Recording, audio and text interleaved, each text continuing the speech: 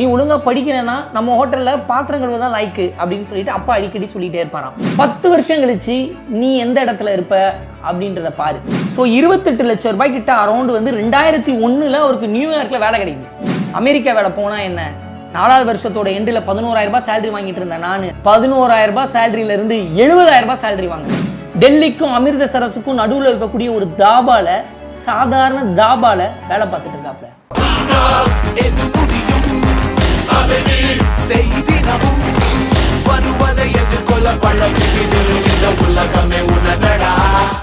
Hi, நான் அர்ஜய் Sham, Shah vibe செல்லகுட்டீஸ். எப்படி இருக்கீங்க? நல்லா இருக்கீங்களா?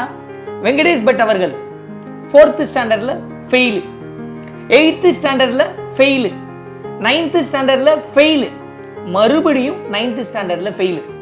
அவர் 9th படிக்கும் போது அவர் கூட ஃபர்ஸ்ட் ஸ்டாண்டர்ட்லாம் படித்தாங்க பார்த்தீங்களா, அவங்கெல்லாம் ஸ்கூலை விட்டு போயிட்டாங்க. இப்படி இருக்கும்போது அவங்க அப்பா என்ன சொன்னார் அப்படின்னு வந்து பார்த்தோன்னா, என்னடா படிக்கிறதுக்கு எழுப்புனா எந்திரிக்கவே மாட்டுற, நீ ஒழுங்காக படிடா, நீ ஒழுங்காக படிக்கிறேன்னா நம்ம ஹோட்டலில் பாத்திரம் கழுவ தான் லாய்க்கு அப்படின்னு சொல்லிட்டு அப்பா அடிக்கடி சொல்லிகிட்டே இருப்பாராம். அம்மா என்ன சொல்லுவாங்க அப்படின்னு வந்து பார்த்தீங்கன்னா, அவர்கிட்ட சொல்கிறத விட சொந்தக்காரங்க எல்லார்ட்டையும் சொல்லுவாங்களாம், என் புள்ள படிக்கவே மாட்டான் அப்படின்னு சொல்லிட்டு எல்லார்ட்டையும் அழுதுருக்காங்க. ஏன் அப்படின்னு வந்து பார்த்தீங்கன்னா, அவங்க கசின் வந்து எல்லாருமே நல்லா படிப்பாங்க, ஆனால் வெங்கடேஷ் பட் நல்லா படிக்கல அப்படின்ற வருத்தம், அழுக, இது எல்லாமே அவங்க அம்மாவுக்கு வந்து இருந்திருக்கு. ஏன் அப்படின்னு வந்து பார்த்தீங்கன்னா, அவங்க அப்பா வந்து 10th ஃபெயிலாக இருக்காரு, அவங்க அம்மா வந்து 4th ஃபெயில், அவ்வளோதான் அவங்க படிச்சிருக்காங்க. ஸோ அதனால் படிப்பு தான் நம்ம பசங்களுக்கு எல்லாமே தரும், இவர் வந்து ஒழுங்காக படிக்க மாட்டாரே அப்படின்னு சொல்லிட்டு ரொம்ப ரொம்ப ஃபீல் பண்ணியிருக்காங்க.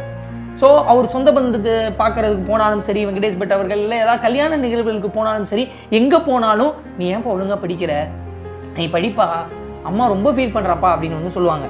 இவர் படிக்காமலாம் இல்லை, உட்காந்து 4 மணி நேரம் படிப்பாராம். ஒரு புக் எடுத்து 4 மணி நேரம் படி படி படி படி படின்னு படித்தாலும் 2 லைனுக்கு மேலே அவருக்கு வந்து ஞாபகம் இருக்காதான். அவருக்கு ரீட் பண்ண வரும், ஆனால் அந்த மெமரி பவர் அப்படின்றது வந்து இல்லை. ஹேண்ட் ரைட்டிங் வந்து பார்த்தீங்கன்னா என்னதான் பிளான் பண்ணி 4 கோடு போட்ட நோட்டு 2 கோடு நோட்டு போட்டு ட்ரெயின் பண்ணாலும் அவரோட ஹேண்ட் ரைட்டிங் வந்து ஒஸ்ட்டாக தான் இருக்குமா. நிறைய டியூஷன்லாம் போயிருக்கிறாரு, அப்படியும் வந்து படிப்பு வந்து ஒழுங்காக வரல. இன்றைக்கே கூட 10ல் 7 பேரண்ட்ஸ் தன்னுடைய பசங்களுக்கு படிக்க வரல அப்படின்னா உடஞ்சி போயிடுறாங்க. அப்போ அந்த காலகட்டத்தில் அவருடைய குழந்தை பருவம் யோசித்து பாருங்க எப்படி இருந்திருப்பாங்க, ஒரு 90ஸ்ல எப்படி இருந்திருப்பாங்க அப்படின்னு வந்து யோசித்து பாருங்க. அதையும் தாண்டி அவருக்கு இந்த ஜாரை தமின்பர் அப்படின்ற ஒரு படம் வரும்போது தான் தெரியுமா தனக்கு கற்றல் குறைபாடு இருந்தது அப்படின்றதெல்லாம். ஸோ அவர் காலேஜ்லாம் முடிச்சதுக்கப்புறம் அந்த படம் வரும்போது தான் தெரிஞ்சிருக்கு தமக்கும் கற்றல் குறைபாடு இருந்திருக்கு. அந்த பையன் என்னென்னலாம் அனுபவிக்கிறாரோ அதெல்லாம் சின்ன வயசில் நம்மளும் அனுபவிச்சிருக்கோம் அப்படின்ற விஷயம் அவருக்கு தான் தெரிஞ்சிருக்கு. சரி, ஓகே, இவரோட ஸ்டோரிக்குள்ள வரலாம். 9th வந்து தொடர்ச்சியாக ஃபெயில் ஆனதுக்கப்புறம் 10th முடிச்சதுக்கப்புறம் இவர் என்ன பிளான் பண்ணியிருக்காரு, ஹிஸ்ட்ரி, அட்வான்ஸ் இங்கிலீஷ் அப்படின்னு சொல்லிட்டு அவருக்கு எது ஃபேவராக வருமோ, இந்த அக்கௌண்ட்ஸ்லாம் தூக்கி போட்டு அவருக்கு எது நல்லா வருமோ அதெல்லாம் படிக்கிறாரு.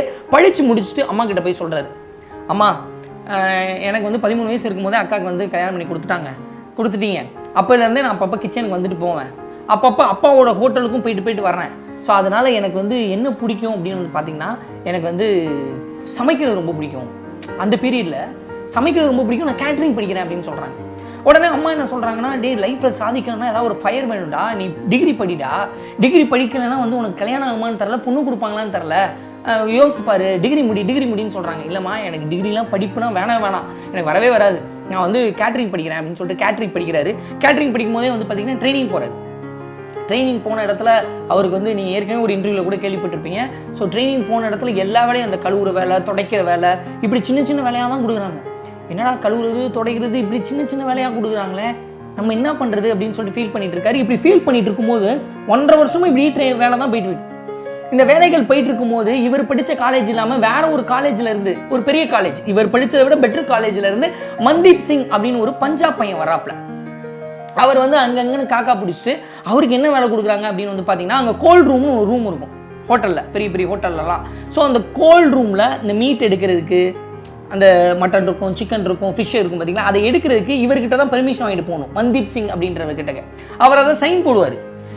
என்னங்க, நான் வந்து இவர் வெங்கடேஷ் பட் அவர்கள் நினைக்கிறாரு, நான் வந்து 1.5 வருஷத்துக்கு மேலே ஆச்சு, இன்னும் எனக்கு துடைக்கிற வேலை, சின்ன வேலை, எடுபடி வேலையெல்லாம் கொடுத்துட்ருக்கீங்க அப்படின்னு சொல்லிட்டு சந்திரமௌலி அப்படின்ற ஒருத்தர் சொல்கிறாரு. ஆனால் அவர் வந்து இப்போ தான் வந்தான் அந்த பையன், யார் மூலியமாக ரெக்கமெண்டேஷன் மூலியமாக அந்த பையன் பாருங்க டக்குன்னு உள்ளே போயிட்டான், சைன் போடுற வேலை கிடச்சிருக்கு அப்படின்னு சொல்லும்போது சந்திரமௌலி அவர்கள் என்ன சொல்கிறாருன்னா, இவருக்கு மேலே இருந்த பாஸ், 10 வருஷம் கழிச்சு நீ எந்த இடத்துல இருப்ப அப்படின்றத பாரு, 10 வருஷம் கழிச்சு மன்தீப் சிங் எந்த இடத்துல இருக்காருன்னு பாரு, நீ வந்து டீட்டெயில்டாக கற்றுக்கிற, அடிப்படைகள் எல்லாமே கற்றுக்கிற, நீ செம்மையாக இருப்ப, கவலைப்படாத அப்படின்னு சொல்கிறாரு. போங்க நீங்கள் வேறு ஏதோ சொல்கிறீங்க, ஓகே சார் அப்படின்னு சொல்லிட்டு இவர் வேலையெல்லாம் பார்க்க ஆரம்பிச்சிடாரு. முதல் 4 வருடங்கள், 4வது வருடத்தோட முடிவில் வந்து பார்த்தீங்கன்னா அவருடைய சேலரி 11,000 ரூபாய் இருக்குது. அவருடைய சேலரி 11,000 ரூபாய் இருக்கும்போது அவருக்கு நியூயார்க்கில் ஒரு ரெஸ்டாரண்ட்டில் வந்து வேலை வருது. எவ்வளோ சேலரி தெரியுமா? $40,000. இன்னைக்கு மதிப்புக்கு வந்து 28 லட்சம் ரூபாய் சேலரி. அந்த சேலரிக்கு அவருக்கு வேலை வாய்ப்பு கிடைக்கிது. அன்னைக்கு மதிப்புக்கு வந்து ஒரு $47 கிட்டக்க. ஸோ அது என்ன நீங்கள் கால்குலேட் பண்ணிக்கோங்க. ஸோ 28 லட்சம் ரூபாய் கிட்ட அரௌண்ட் வந்து 2001 அவருக்கு நியூயார்க்கில் வேலை கிடைக்குது. ஜனவரி 15 வந்து பார்த்தீங்கன்னா அமெரிக்கா கவுன்சிலில் வந்து அவருக்கு வந்து வேலை. ஸோ சின்ன வயசுலேயே டிஸ்லெக்ஸியா இருந்த ஒரு பையன் அமெரிக்காவில் வேலை கிடைக்கிது. அவங்க அம்மா ரொம்ப சந்தோஷப்படுறாங்க, அவங்க உறவினர்கள் எல்லாருமே சந்தோஷப்படுறாங்க. ஜனவரி 15 அந்த இன்டர்வியூ அட்டன் பண்ணிட்டா போக வேண்டியதான், யூஎஸ் போயிட்டு சந்தோஷமாக இருக்க வேண்டியதுதான். அவங்க அம்மாவுக்கு அவ்வளோ ஹாப்பி. ஸோ என்னுடைய பையன் வந்து இன்டர்வியூ அட்டன் பண்ண போகிறான் அப்படின்னு சொல்லிட்டு ரொம்ப சந்தோஷமாக இருந்திருக்காங்க அவங்க அம்மா. அவங்க சந்தோஷமாக இருக்கும்போது ஜனவரி 14 மைசூர்லேருந்து வந்த ட்ரெயினில் அவங்க வந்து தவறி போயிட்டாங்க. அம்மா தான் தன்னுடைய பையன் வந்து பெரிய அளவில் வரணும் அப்படின்னு சொல்லிட்டு ஆசைப்பட்டாங்க. அமெரிக்கா போகிற விஷயத்தை வந்து அவங்களால பார்க்க முடியல, அதுக்கு முன்னாடி தவறி போயிட்டாங்க. அம்மா தவறி போனதுக்கப்புறம் வெங்கடேஷ் பட் அவர்களும் உடஞ்சி போயிட்டார், நொறுங்கி போயிட்டார்.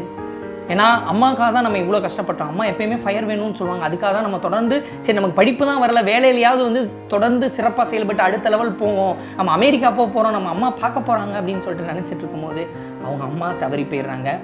அந்த நேரத்தில் அவர் சொல்கிறாரு, அவர் என்ன சொல்கிறாருன்னா 2001 அந்த டைமில் தீனாவோட ஒரு பாட்டு வரும், அதில் ஒரு வரி வரும், உள்ளே ஒரு உஷ்ணம் வந்தால் உன் வாழ்வில் வெளிச்சம் தரும் அப்படின்ற ஒரு விஷயம் வரும். என்னுடைய வேலையிலேயே நெருப்பு தான் இருக்குது. அந்த பாட்டில் இருந்த மோட்டிவேஷன் நெருப்பு அப்படின்றது வந்து என்னுடைய வாழ்க்கையில் நான் சோர்வடையாமல் பார்த்துக்குச்சு. அதையும் தாண்டி எங்கள் அம்மா சொன்ன ஃபயரை நான் என்னுடைய வேலையில் வந்து போட்டேன். தொடர்ச்சியாக உழைச்சிக்கிட்டே இருந்தேன். அமெரிக்கா வேலை போனால் என்ன, 4வது வருஷத்தோட எண்டில் 11,000 ரூபாய் சேலரி வாங்கிட்டு இருந்தேன். நான் தாஜில் இருந்து அப்படியே லீலா பேலஸ் போகிறேன். அதுக்கடுத்த லெவல் வேலை, பெரிய போஸ்டிங், 11,000 ரூபாய் சேலரியிலேருந்து 70,000 ரூபாய் சேலரி வாங்குறேன். அடுத்தடுத்து நான் உழைச்சிக்கிட்டே இருக்கேன். ஒரு வாரத்துக்கு 6 நாள் உழைப்பு, தொடர்ச்சியான உழைப்பு. என்னுடைய சமையல் வந்து பார்த்தீங்கன்னா சூப்பர் ஸ்டார் ரஜினிகாந்துக்கு பிடிக்குது, கமல்ஹாசன் அவர்களுக்கு பிடிக்குது, அசருதீனுக்கு பிடிக்குது, சச்சினுக்கு பிடிக்குது, ஹிந்தி பட ஸ்ரீதேவி அவங்க ஃபேமிலிக்கு பிடிக்குது. இப்படி எல்லாருக்கும் என்னுடைய சமையல் வந்து பிடிக்க ஆரம்பிக்குது. தொடர்ச்சியாக நான் நல்லா ஒர்க் பண்ணிகிட்டே இருக்கேன். 10 வருஷம் கழிச்சு நான் உயர்ந்த இடத்துக்கு வந்துட்டேன். நானே மறந்துட்டேன். என்னோட பாஸ் சந்திரமௌலி அவர்கள் ஃபாரின்லேருந்து கால் பண்ணார். கால் பண்ணி என்ன சொன்னார்னா, எப்படி இருக்க, நல்லா இருக்கியா எல்லாம் கேட்டுட்டு, நீ வந்து கெரியரோட ஸ்டார்டிங்கில் வந்து மன்தீப் சிங் ஒருத்தன் வந்தான்னு சொல்லிட்டு ஃபீல் பண்ணியே, உன்னைய விட அவனுக்கு பெரிய போஸ்டிங் கொடுத்தாங்க அப்படின்னு சொல்லிட்டு வருத்தப்பட்டேயே. இன்னைக்கு மன்தீப் சிங் எங்கே இருக்காரு தெரியுமா? டெல்லிக்கும் அமிர்தசரஸுக்கும் நடுவில் இருக்கக்கூடிய ஒரு தாபால, சாதாரண தாபால வேலை பார்த்துட்டு இருக்காப்ல. ஆனால் நீ 10 வருஷம் கழிச்சு எந்த இடத்துல இருக்க அப்படின்னு சொல்லிட்டு அவங்க பாஸ் வந்து ரொம்ப ஃபென்டாஸ்டிக்காக வந்து சொல்லியிருக்காரு. அதுக்கப்புறமும் தொடர்ச்சி உழைப்பு, உள்ளே ஒரு உஷ்ணம் வந்தால் உன் வாழ்வு வெளிச்சம் பெறும் அப்படின்னு சொல்லிட்டு தொடர்ச்சியான உழைப்புக்கு அப்புறம் இன்னைக்கு வெங்கடேஷ் பட் அவர்களுடைய பெயரில் இந்தியாவில், அதாவது இன்வெஸ்டர் மூலியமாகவும் தன்னுடைய ஃப்ரெண்ட்ஸ் மூலியமாகவும் அவருடைய பெயரில் இருக்கக்கூடிய ஹோட்டல்ஸ் 50 ஹோட்டலை நிர்வாகம் பண்ணிட்டு இருக்காரு. இந்தியா ஃபுல்லாக எல்லா இடத்துலையும் வச்சிருக்காப்புல. அது மட்டும் இல்லாமல் அக்காடு ஹோட்டலுடைய சிஇஓவாக இருக்காப்புல. இன்னைக்கு வெங்கடேஷ் பட் விஜய் டிவியில் எவ்வளோ பெரிய ஃபேமஸான ஒரு குக் அப்படின்றது நல்லாவே தெரியும். யூடியூப் சேனலும் ஃபென்டாஸ்டிக்காக வந்து ரன் பண்ணிட்டு இருக்காரு. அவர் சொல்கிற விஷயம் என்னன்னா, நம்மளுடைய கெரியரில் முதல் 4 வருஷம் அதனுடைய நுட்பங்கள் எல்லாத்தையும் கற்றுக்கணும். எவ்வளோ வேணால் கஷ்டப்படலாம், 24 மணி நேரம் கூட உழைக்கலாம். அந்த கஷ்டப்பட்டு நம்ம கற்றுக்கிற அந்த அடித்தளம் ஸ்ட்ராங் ஆயிடுச்சு அப்படின்னா அந்த அடித்தளத்துக்கு மேலே நம்ம எப்படிப்பட்ட கட்டிடத்தையும் கட்டிவிடலாம் அப்படின்னு சொல்லிட்டு வெங்கடேஷ் பட் அவர்கள் வந்து சொல்கிறார். அது மட்டும் இல்லாமல் நம்ம ஷா வைப் செலிபிரிட்டிஸ் எல்லாருக்குமே நான் ஷேர் பண்ணக்கூடிய ஒரு விஷயம், எனக்கு ரொம்ப கண்கலங்கின ஒரு விஷயம். ரீசெண்டாக நமக்கு வந்து ஒரு ஐஏஎஸ் ஆஃபீஸர் வந்து கால் பண்ணது மட்டும் இல்லாமல் அவர் என்ன சொன்னார் அப்படின்னு வந்து பார்த்திங்கன்னா, அவங்க மனைவிக்கு தீக்காயம் ஏற்பட்டிருக்கு, மன உளைச்சலில் இருந்திருக்காங்க. கடந்த ஒரு 3 மாதமாக அவ்வளோ மன உளைச்சலில் இருந்திருக்காங்க. அப்படி மன உளைச்சலில் இருந்தவங்களுக்கு நம்ம சேனலில் வந்த இந்த நிக்கி லவுடாவை பற்றி ஒரு வீடியோ பண்ணியிருந்தோம், ஒரு ரேசர், அவரை பற்றி ஒரு வீடியோ பண்ணியிருந்தோம். அந்த வீடியோவை அவங்க ஃப்ரெண்டு வந்து ஷேர் பண்ணியிருக்காங்க. அதை பார்த்துட்டு அவங்க மனைவி அழுது அவங்களுக்கு ஒரு மிகப்பெரிய கான்ஃபிடென்ஸ் கிடச்சிருக்கு. எனக்கு ஃபோன் பண்ணி தேங்க்ஸ் சொன்னார். அவருடைய பேரை வந்து நான் சொல்ல விரும்பலை. அவங்க மேம் அவங்களும் ஃபோன் பண்ணி அவங்க லைட்டாக அழுதுட்டு தேங்க்யூ ஸோ மச் பிரதர், நீங்கள் கண்டிப்பாக வீட்டுக்கு வரணும், தேங்க்யூ ஸோ மச் அப்படின்னு அந்த சொன்ன வார்த்தை உங்கள்கிட்ட நான் ஷேர் பண்ணிக்கணும்னு நினச்சேன். ஏன்னா இந்த சேனல், இந்த பாசிட்டிவான ஒரு சேனல் ரன் ஆகிறதுக்கு நீங்கள் ரொம்ப முக்கியமான காரணம், உங்களோட சப்போர்ட் ரொம்ப முக்கியமான காரணம். Thank you so much. Venkatesh but அவர்களுடைய வாழ்க்கையில் வந்து பார்த்தீங்கன்னா விவேகானந்தர் சொல்கிற ஒரு வார்த்தை தான் ஞாபகம் வருது. என்ன அப்படின்னு வந்து பார்த்தீங்கன்னா, தங்கத்தை நெருப்பு தான் அழகாக்கும், நம்ம வாழ்க்கையில் வரக்கூடிய துயரங்களும் கஷ்டங்களும் தான் நம்மை உயர்வாக்கும். வெங்கடேஷ் பட் அவர்களுடைய வாழ்க்கை, விவேகானந்தர் அவர்களுடைய வார்த்தை உலகத்தில் ஏதோ மூலையில் இருக்கக்கூடிய பையனுடையோ பொண்ணுடையோ திருநங்கையினுடையோ வாழ்க்கையை மாற்றும் அப்படின்னு சொல்லிட்டு நான் நம்புறேன். Thank you so much.